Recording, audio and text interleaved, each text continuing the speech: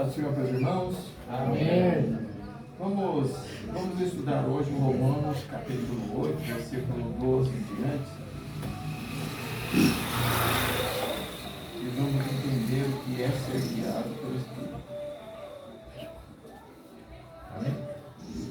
Romanos, capítulo 8, versículo 12.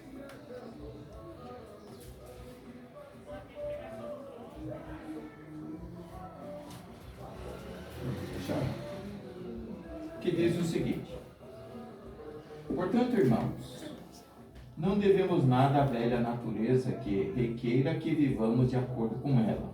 Porque, se vocês viverem segundo a antiga natureza, com certeza morrerão.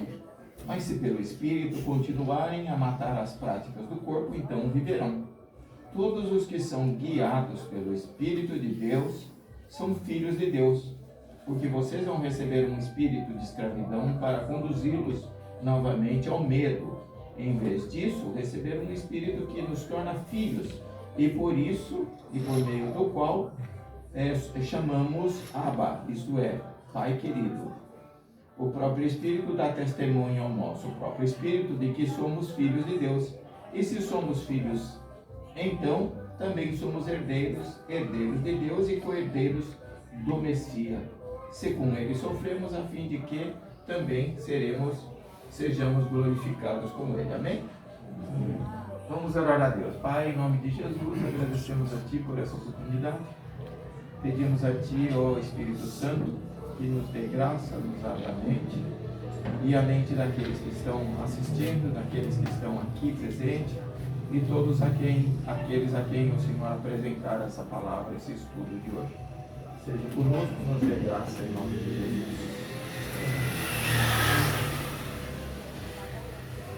Irmãos, a gente tem que entender que a gente é três pessoas vivas, pensantes e com vontade própria. Nós somos três seres. Nós temos o que em hebraico chama-se Ruach, que é espírito, né? Temos o Nefesh, em hebraico, que é carne, e temos a alma, que em grego alma é psique, né? Então, esses três seres em nós, eles têm vontade própria. Então, deixa eu explicar mais ou menos como é que funciona. A nossa carne, ela que em grego é soma, isso que se diz psicossomática, né? Psiquética e somática, carne, que vem da mente e contamina a carne, né? Uma doença psicossomática é aquela que nasce no cérebro e acaba influenciando o nosso organismo, como a função dele, né? Então, não é uma doença somática, é uma doença que nasce na carne. Então, nós temos a nossa natureza somática, a nossa natureza carnal, né? Ela é animalista. Todo animal, ele tem essa natureza somática, ou seja, o animal não tem espírito e nem alma, ele tem só a carne e é comandada pelo cérebro dele. Não tem uma alma nem tem um espírito. Nós, ao contrário, temos essas duas coisas. Então, se você pegar um ser humano e tirar o espírito e a alma, ou psique, e a alma, ele vira um animal como qualquer outro.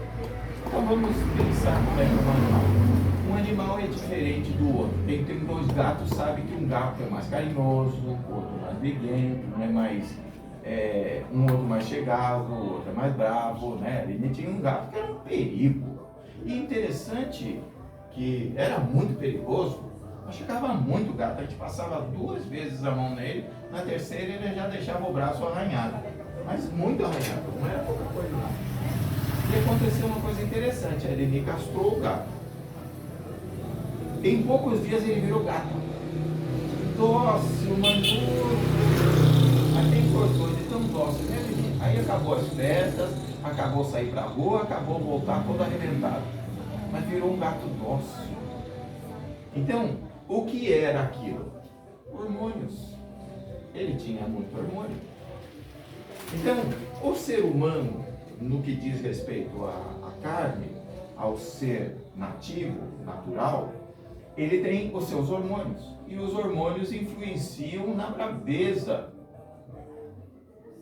À medida que, por isso que quando a gente vai ficando mais velho, vai ficando mais manso. Porque os hormônios diminuem também e a gente passa a ser mais comedido. O que eu quero dizer com isso é que a nossa natureza, que é animalesca, tirando o espírito e a alma, ela tem o mesmo comportamento dos animais, mesmo. Então, se a gente não tivesse espírito, nem tivesse alma, a gente lutaria um contra o outro para defender os filhos, como os animais fazem. A gente brigaria por causa de uma mulher, como fazem os animais pelas fêmeas. A gente brigaria por território. A gente possivelmente falaria, grunhiria. Dificilmente a gente conversaria. Por quê? Porque nós temos um animal dentro de nós. Tá? Este animal, nós temos uma vantagem, porque este animal tem um contrapeso, que é a nossa psique, que a gente chama de alma, e tem o nosso espírito, que em hebraico é Ruach, não é o Ruach HaKadosh. O Ruach HaKadosh é o Espírito Santo, né? Kadosh é santo. Então, esse espírito dentro de nós, os dois têm funções e pensamentos diferentes. Tá? O que a alma faz?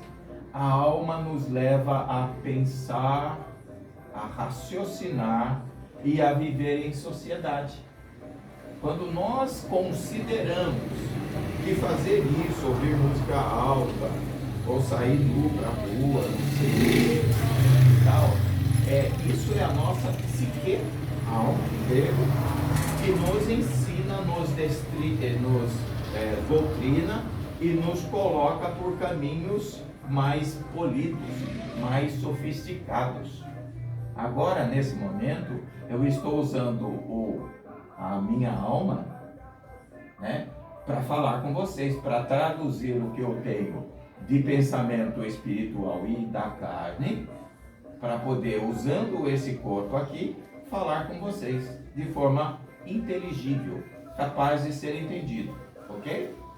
Então, quem está fazendo isso? Quem está falando com vocês é o meu psique, através do meu soma, e porque eu sou espiritual, coisas vindas do meu espírito, que em grego é pneuma, ok?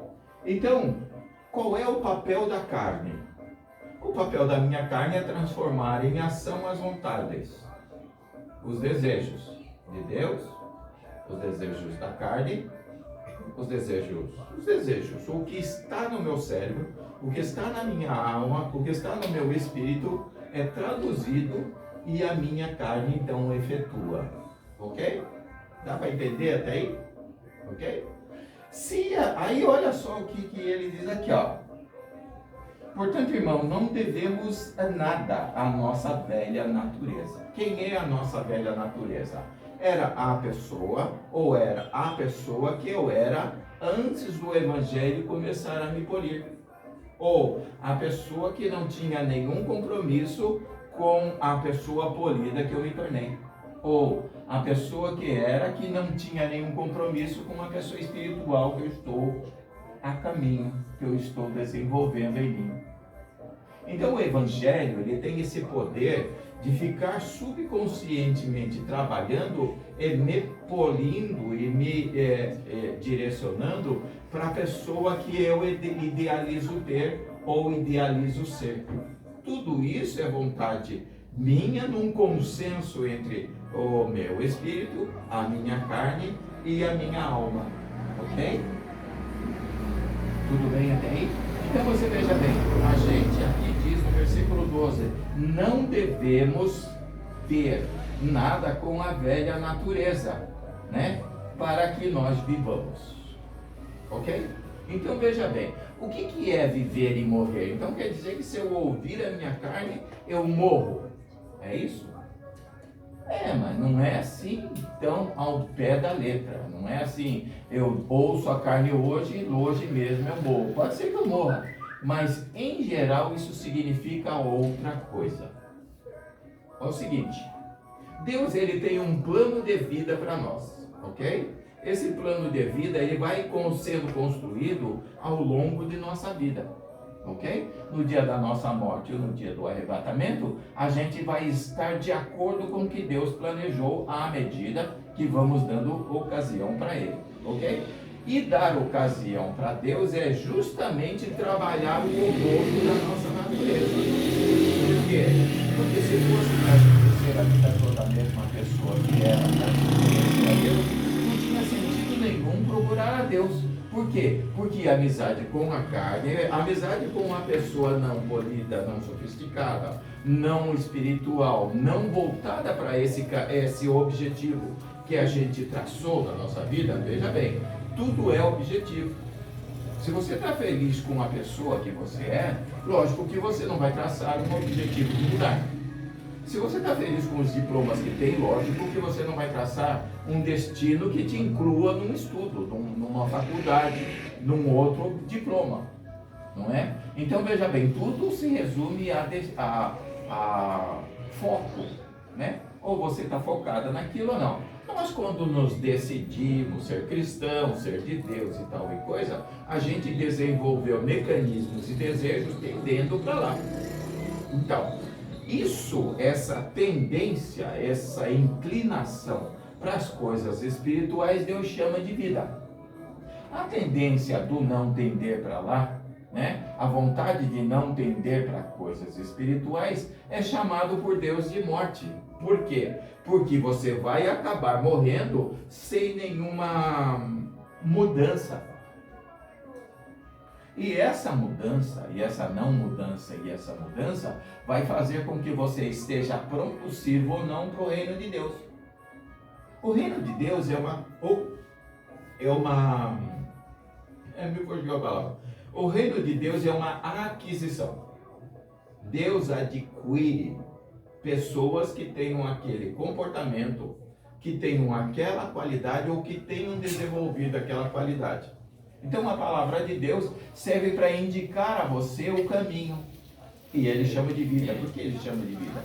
Porque em acontecendo a aquisição, através do arrebatamento ou da morte, você passa a viver com ele. A palavra viver, a palavra morrer em hebraico, mot, ela significa não apenas cair duro no chão e apodrecer, significa separar. O primeiro sentido da palavra mot significa separar. Quando Deus falou para Adão, não coma desse fruto, porque no dia que você comer, então morre. Não significava, não soou no ouvido de Adão como morte, porque ele não tinha experiência com vida e morte. Ele era um ser eterno e tudo era eterno. O que soou para ele é separar. Então veja como é que soou no ouvido de Adão naquele dia essa palavra: não coma dessa fruta que eu disse para não comer, porque no dia que você comer nós nos separamos. E separar de Deus é também morte. É tanto morte no sentido de eu nunca mais vou receber dica de como é ir para o céu. Deus se separa e fecha a boca, né? E também a não dica de como ser uma pessoa melhor me leva a fazer coisas que me aproximam da morte. Entendeu o que é vida, o que é morte? Morte é você não ouvir a dica de Deus a respeito de como viver. Aí você vai fazer coisas que não tem nada a ver com vida. Tipo, você vai sair com a esposa de um cara que é traficante. Imagina quão mortal é isso. Né? Nós temos, né, Lili? Nós temos um sobrinho que teve essa infeliz ideia. Dirigir bêbado, velocidade, sair procurando confusão. Esse é o caminho da morte, da separação. Não é? A gente depois associou a palavra morte. A morte, e é muito próximo em hebraico do português, né? é porque depois que aconteceu a morte, então a gente viu que ela separava a gente do vivo, o morto do vivo. Então, irmãos, Deus diz assim, ó: portanto, irmãos, não devemos ter dívida com a velha natureza, para que ela requeira como vivamos. Então, quando a gente se decide por Deus, porque eu não estou falando com gente que não se decidiu. Pessoas que estão na sua vida e dizendo: estou muito bem sem entrar numa igreja, sem fazer nada de Deus e viver de acordo com o meu nariz, na direção que o meu nariz indicar, não tem por que ouvir, não tem por que entender isso. Vida é só isso, entende? Eu estou falando para pessoas que tomaram um dia a posição, o referencial de seguir naquela direção. Então, já que a gente já tomou essa direção, nós saímos da natureza que nos levava à morte, à separação, e estamos encaminhando para a direção do encontro. Então veja, o oposto de separação é encontro.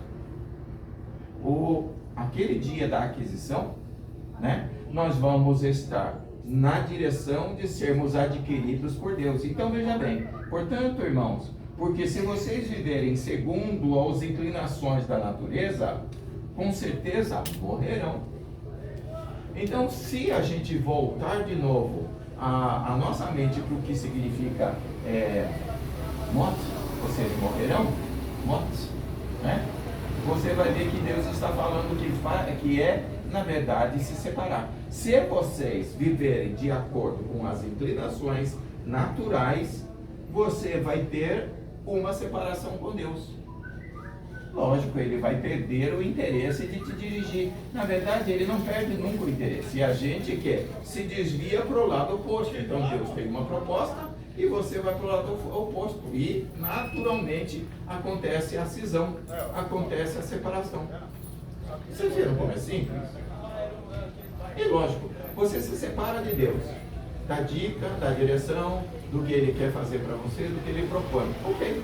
Aí você começa a fazer tudo que é bom para a nossa natureza normal, nosso dia a dia. A pessoa que não tinha proposta nenhuma, não tinha nenhum foco. Então, quem não tem foco, como diz o ditado chinês, que para quem não tem direção, para quem não tem rumo, para quem está perdido, qualquer direção serve. Então você não tem nenhum foco, você não tem nenhum objetivo, você não tem nenhuma direção, então qualquer um que te convidar, você vai, porque não tem nenhuma direção. Nós que temos um foco e a gente faz aquela pesagem do foco, do que a pessoa convidou e do foco que a gente traçou na vida, então diz: não, isso não está bom para mim, isso não é legal, não estou afim, não.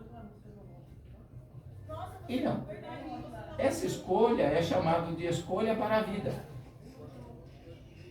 Se morte é separação, escolha para a união, para o encontro. Ou seja, à medida que você faz escolhas opostas àquilo que você traçou na sua vida, que no caso estou falando com pessoas espirituais, você acaba indo cada vez mais para a vida. E o oposto é verdadeiro. Cada vez que você faz escolhas e a natureza humana pede que se oponha ao que Deus falou, e sempre se opõe, você está escolhendo a separação, que em hebraico é morte, que também é morte. Okay? Então veja o que ele está dizendo. Então, irmãos, nós devemos criar essa dependência à nossa velha natureza, que requeira que vivamos segundo os ditames, obrigado, irmão, segundo os ditames da vida. E isso chama-se coerência, né, Alan? Uma vez que você se decidiu fazer um curso, o interessante é que você vai até o final. Por quê? Porque aquele que desiste, ele perde tempo duas vezes, por ter investido numa coisa que não vai dar lucro nenhum. Então o ideal é não desistir. Então nós que colocamos em nossa vida, traçamos esse rumo de conhecermos a Deus e de vivermos segundo os conselhos dele, então a gente começar a investir do lado oposto, vamos perder território. Não é? Então vivamos como quem vai para a luz, né? Então, porque veja bem, ó, no versículo 14. Mas se pelo Espírito, versículo 12 ainda, mas se pelo Espírito continuarem a matar as práticas do corpo, viverão. Então quer dizer que à medida que a gente faz as coisas que Deus fala, que em hebraico é Torá, Torá significa lei, né? À medida que investimos na Torá de Deus, na lei de Deus, nós então estamos matando a nossa natureza? Sim, por quê? Porque à medida que a gente investe no ser espiritual, a gente vai perdendo os velhos costumes. Simples assim. Então, quanto mais você investe, quanto mais trabalho, quanto mais você se dedica, mais longe você fica daqueles costumes que vai deixando para trás. Isso chama-se, você está se aproximando da aquisição da pessoa ideal para ser adquirida e deixando a pessoa que Deus rejeitou e que Deus propôs que você mudasse. Ok? Isso paulatinamente, isso devagar, isso com a frequência. Então, é a mesma coisa que uma pessoa que faz exercício. Uma pessoa que faz exercício, ela sempre começa cansadinha, fraca e devagar. E com o tempo ela vai praticando, ao praticar ela vai ficando cada vez mais forte e vai deixando aquele cansaço de lado e pegando mais pesos naturalmente. Então aquela pessoa fraca e limitada, ela já vai ficando para trás, vai ficando com o passado dela. É lógico. E se ela deixar de praticar, ela volta a ser aquela pessoa cansada e com as mesmas limitações. Talvez um pouquinho melhor, mas com as mesmas limitações. Ou seja, ela investiu errado. Então, nós, à medida que vamos progredindo em direção à pessoa que Deus desejou para nós, que Ele propõe aqui todo dia, e você investe nessa pessoa, a gente vai matando os desejos e o controle daquela pessoa atrás que te dominava, que não era a pessoa ideal, porque ninguém muda aquilo que é ideal. Então, se estamos mudando é porque aquela pessoa não era ideal. E o que nós estamos mudando? Nós estamos mudando a nossa psique, a nossa alma. Então a nossa alma, ela é mutável. Ela nasce como cérebro, morre como cérebro e se adapta durante a vida toda. Ela vai criando mecanismos para a gente ficar cada vez mais polido e mais próximo da pessoa que Deus quer que a gente seja. Então, qual é o papel da alma e qual é o papel do espírito? Já vimos qual é o papel da carne. O papel da carne é reproduzir. O papel da nossa carne é reproduzir, nos alimentarmos e fazermos as coisas que são necessárias e que estão aqui no nosso cérebro. Ok. O que está no nosso cérebro, o cérebro em grego é chamado de psique. O que está no nosso psique, na nossa alma, alma em grego é psique. Então, o que está no nosso cérebro é que determina que tipo de pessoa que nós somos. Ok? Ok. E quem é o espírito? O ruach, o pneuma. Ele é a pessoa espiritual que está dentro de nós. Todos nós recebemos uma partícula de Deus, uma partícula do Ruach HaKodesh. Ele soprou. E a palavra soprar em hebraico, como é que é? É Ruach, espírito, fôlego. Então ele soprou. Essa palavra significa Ruach, que a gente traduziu por espírito, mas é sopro. Então, o sopro de Deus, né, entrou em nós e criou um ser espiritual autopensante dentro da gente. Esse ser autopensante espiritual que vem de Deus, ele tem sempre inclinação de entortar, de direcionar a gente para as coisas espirituais. Então, o ser espiritual, o Ruach, que está dentro de nós, pneuma em grego, ele tende a gente para o ser espiritual. A gente tem essa vontade de ser espiritual por causa do nosso espírito, ok? O índio tem isso, apesar de ele nunca ouvir falar do Evangelho. Ele tem essa inclinação, logo ele adora o que tiver pela frente. Então, se nós não tivermos nenhuma dica de como é Deus, a gente vai adorar a lua, a gente vai adorar o sol, porque a gente tem essa inclinação por causa do Ruach que está dentro de nós. do Espírito que está dentro de nós. Vocês entenderam? Então, eu tenho dois seres que são completamente opostos. A minha carne animalesca que vai brigar por falta por comida, que vai brigar por mulher, que vai brigar por um espaço para dormir num espaço melhor, que vai brigar para pegar o cobertor mais quente, é natural, é essa pessoa. E tem o espírito Ruach que veio do sopro de Deus, e ele então vai sempre me puxar para ser uma pessoa espiritual. Tá. Aí existe essa contradição, essa oposição, essa guerra entre o meu ser espiritual completamente doido por Deus, né? E o meu ser animalesco completamente animal. Quem dá a dosagem para isso? A minha alma. Então a minha alma ouve, dialoga com o meu ruach, com o meu espírito, e com o meu psique, aliás, com o meu corpo, e dosa quando eu vou ser espiritual. Deu para entender? Quando a minha alma, o meu psique, a minha mente, ela se inclina para as coisas espirituais, ela dá ouvido para o meu ser espiritual, eu me torno uma pessoa espiritual. A minha carne não tem contra quem brigar, porque os dois estão decididos, então a minha carne é obrigada a fazer coisas espirituais. O oposto é verdadeiro, quando o meu psique se une com a minha carne, eu me torno uma pessoa carnal, e o meu espírito fica no canto sem poder nenhum. Então eu me torno uma pessoa comum da vida, com escolhas da vida, sem nenhuma direção espiritual, porque o meu espírito é deixado de lado pelos dois, o meu psique, a minha mente, e a minha carne. Ele faz essa mediação e ganha. Tá. O problema é que o homem é trino sempre, o homem é três pessoas sempre. Quando eu apago o meu espírito de diante de mim, eu fico com duas pessoas apenas. Aí eu componho com quem? Satanás. Então o meu espírito, a minha carne se une com Satanás. E eu volto a ser trino de novo. O oposto é verdadeiro também. Tiro Satanás, aqui eu tenho a minha carne, aqui eu tenho o meu psique, né, a minha alma, e aqui eu tenho o meu espírito, né? Quando eu elimino a minha carne, eu fico dual de novo. Aí eu me uno com Deus. Eu volto a ser trino de novo.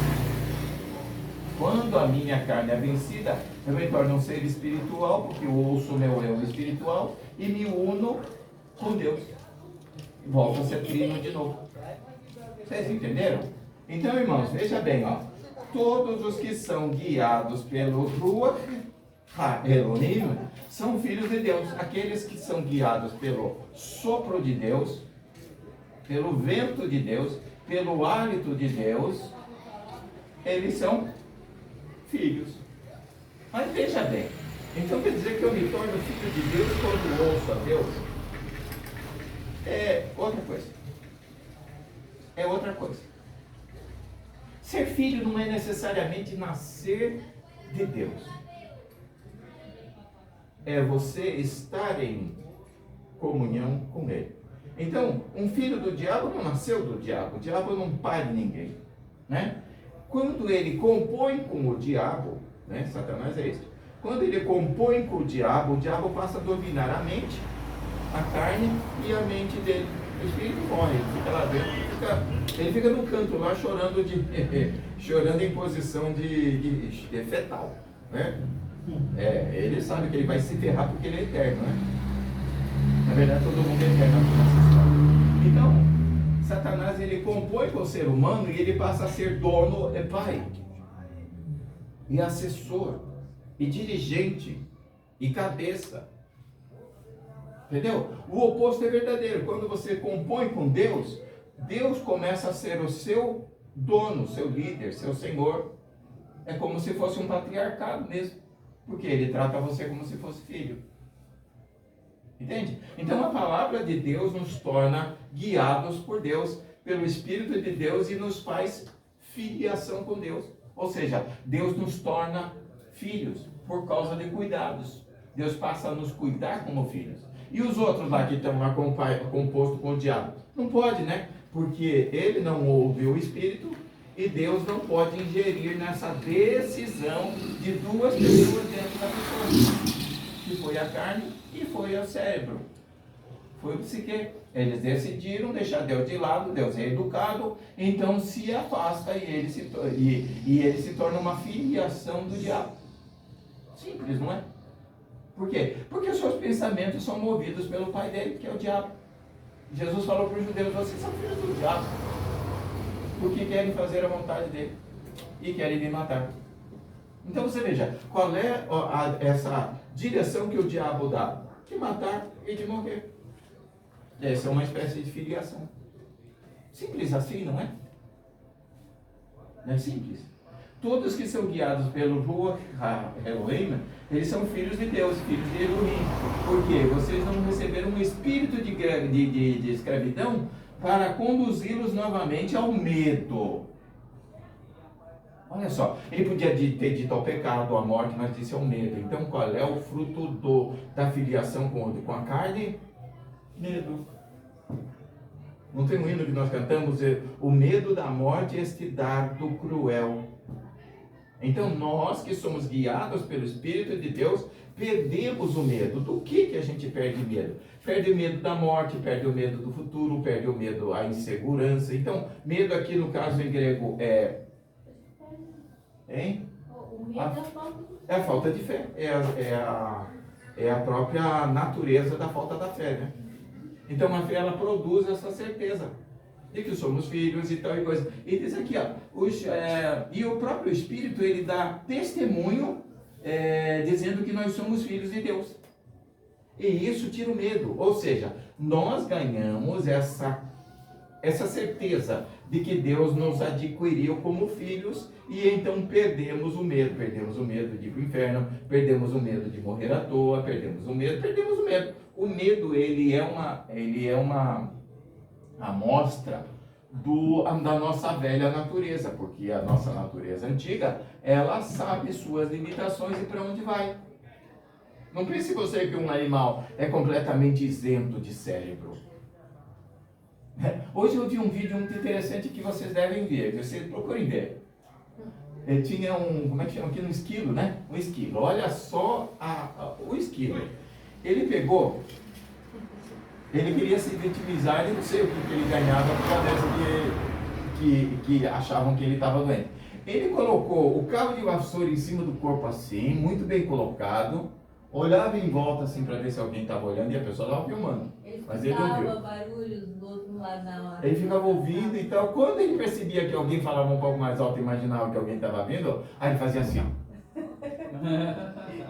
Com uma vassoura, com o cabo de vassoura assim. Aí quando não vinha ninguém, ele olhava em volta assim, procurava, ajeitava o cabo de vassoura. Quando ele via de novo, ele fazia assim, fingia. Não sabe, não. Então, irmãos, o que isso prova? Que os animais são muito inteligentes. Um papagaio que ele passava o próprio vídeo. Ele subia a telinha do notebook dele, subia assim até dar o vídeo dele, e clicava com o bico e rodava o vídeo. Aí a pessoa mudava e colocava outra coisa, ele botava o vídeo dele. Ele queria assistir o vídeo do papagaio falando.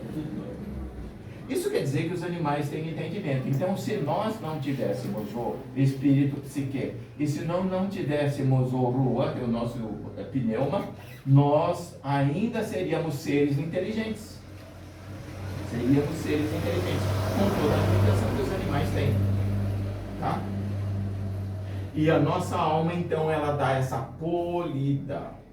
Ela traduz essas vontades contraditórias do nosso espírito, querendo que a gente seja fanático religioso. Se você desse ouvido pro espírito sem nenhum filtro da nossa alma, você seria um fanático religioso. Você se ajoelhava de manhã e adorava a Deus a vida toda, o dia todo ali, e não comia, e morria. E morria, fazia jejum o dia todo, ia ficar lunático. Virava um monge, né? E ao mesmo tempo, então, a pneuma, a nossa alma, ela foi dada para filtrar não tanto ao mar, não tanto à terra, não muito nem pouco, mas para a gente ali, para mediar essa interação entre o nosso ser espiritual e o nosso ser absolutamente carnal. Ok? Deu para entender esse versículo? Então é isso, nós somos filhos de Deus porque estamos partindo, estamos direcionados, estamos focados, estamos tendendo a essa pessoa, a Deus, né? A Bíblia, a palavra dele. Enquanto que o contrário, a gente é filho do diabo quando a gente não tende para isso. Ok? Que não temos defesa contra o diabo. Você pode explicar? Então, irmãos, eu espero que vocês tenham gostado.